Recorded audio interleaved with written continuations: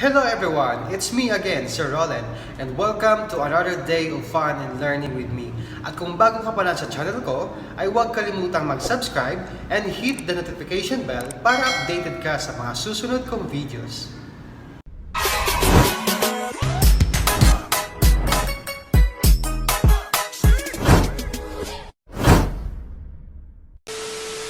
Today's vlog ay tuturuan ko kayo kung paano gamitin ang ating mga smartphone camera sa paggawa ng video lessons sa PowerPoint presentation. Handa na ba kayo? Let's start! Ang first step na gagawin natin ay download ang DroidCam application sa ating mga laptop. Open lang natin ang ating browser. Pumunta sa Google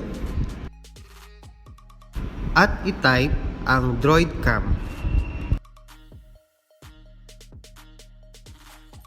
At piliin ang Windows Dev 47 apps.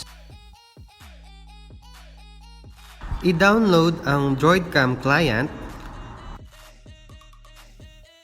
I-open lang natin ito.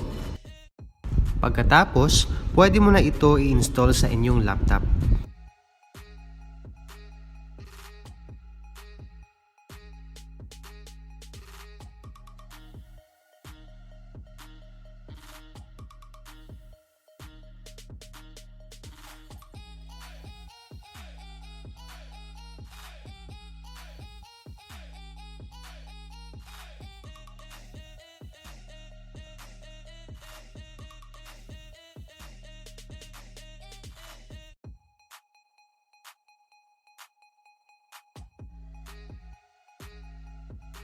At dito ay makikita niyo na sa inyong laptop na naka-install na ang DroidCam application. Open natin ito at makikita niyo sa maliit na box ang device IP address. Diyan niyo po mamaya ilalagay ang IP address na galing sa cellphone natin. At sa malaking box naman natin makikita ang ating video cam once connected na. Ngayon naman ay download natin ang DroidCam application sa ating mga cellphones. Pumunta lang tayo sa Google Play Store o App Store para install ito.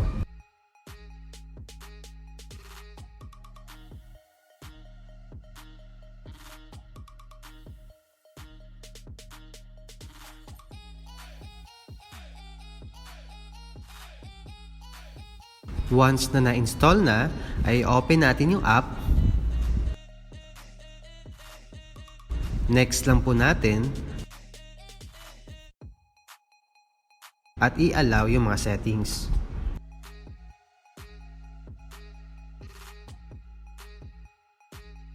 Dito ay makikita natin ang Wi-Fi IP address at ito po ang ilalagay natin sa DroidCam app ng ating laptop.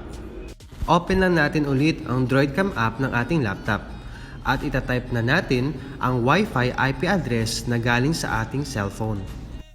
Paalala lang po, dapat connected ang ating cellphone at laptop sa parehong Wi-Fi. After natin pindutin ang start, ay makikita natin na connected na ang camera ng ating cellphone sa ating laptop, na kung saan mas malinaw ang kuha ng video.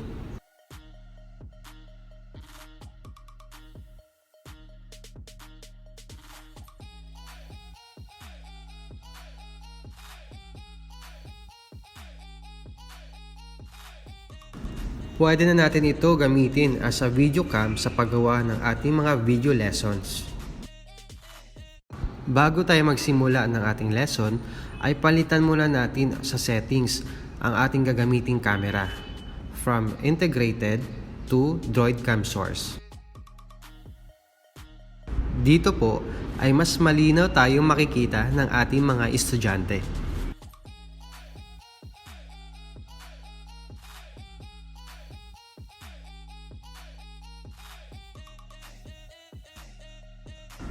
Compare lang natin yung dalawang camera. Ito ang camera ng ating laptop at ito naman ang nasa cellphone. At mapapansin din po natin na wide angle yung kuha niya. Ngayon ay pwede na tayong gumawa ng mga video lesson gamit ang camera ng ating mga cellphone sa tulong ng DroidCam application.